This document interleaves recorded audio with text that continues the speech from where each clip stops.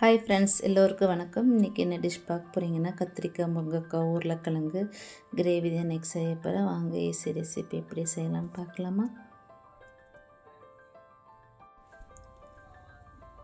Stove on பண்ணிவிட்டு ஒரு பாத்திரம் வச்சு சூடானதுக்கப்புறம் இதில் 3 டீஸ்பூன் ஆயில் சேர்த்துக்கலாம். ஆயில் சூடானதுக்கப்புறம் 1/2 டீஸ்பூன் கடுகு சேர்த்து நல்லா பொரியட்டும்.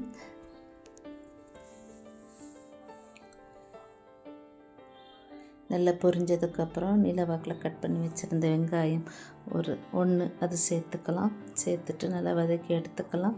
இது கூடவே கொஞ்சோண்டு கருவேப்பிலையும் சேர்த்து நல்லா வதக்கி எடுத்துக்கலாம். நல்லா வதங்கினதுக்கப்புறம் ஒரு தக்காளி பழத்தை கட் பண்ணி அதையும் சேர்த்து நல்லா வதக்கி எடுத்துக்கலாம். நான் இதில் புளி சேர்க்கலை, நல்லா தக்காளி பழம் சேர்த்துக்கிட்டேன். இப்போ இது கூடவே 1/4 டீஸ்பூன் மஞ்சள்தூள் சேர்த்துக்கலாம். காரத்துக்கு இப்போ 1 டீஸ்பூன் மிளகாய்த்தூள் சேர்த்துக்கலாம். 1 டீஸ்பூன் மல்லித்தூள் சேர்த்து நல்லா வதக்கி எடுத்துக்கலாம்.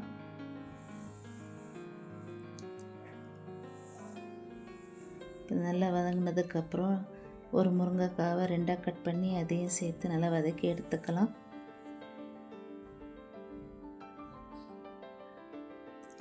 தேவைக்கேற்ப உப்பு சேர்த்துட்டு நல்லா வதக்கி எடுத்துட்டு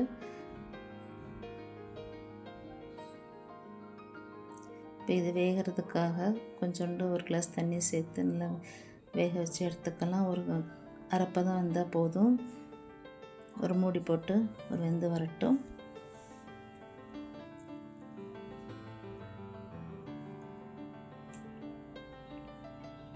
இப்போ இது லைட்டாக கலந்ததுக்கப்புறம் இது கூடவே கத்திரிக்காயும் உருளைக்கிழங்கும் சேர்த்துக்கலாம்.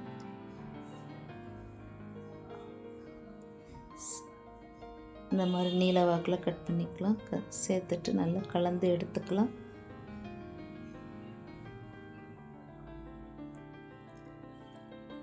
கத்திரிக்காய் உருளைக்கிழங்கு சீக்கிரம் வெந்துடும். இப்போ இதை நல்லா கலந்ததுக்கப்புறம் இது வேகிறதுக்காக கொஞ்சோண்டு தண்ணி சேர்த்து மூடி போட்டு வெந்து வரட்டும்.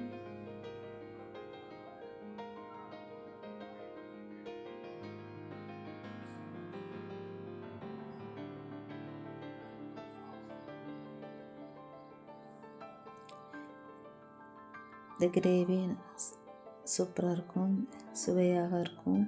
இது ரசம் சாதத்தோடு வச்சு சாப்பிட்டா அருமையாக இருக்கும்.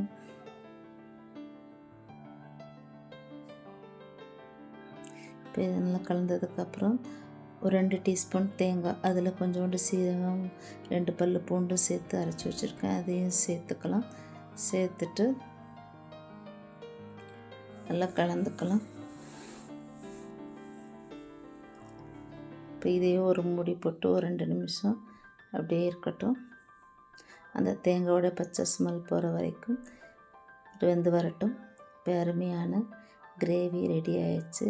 இது ஈஸி ரெசிபி தான். இது டேஸ்ட் வந்து சூப்பராக இருக்கும். இந்த வீடியோ பிடிச்சிருந்தால் லைக் பண்ணுங்கள், ஷேர் பண்ணுங்கள். ப்ளீஸ் மறக்காமல் சப்ஸ்கிரைப் பண்ணிக்கோங்க ஃப்ரெண்ட்ஸ்.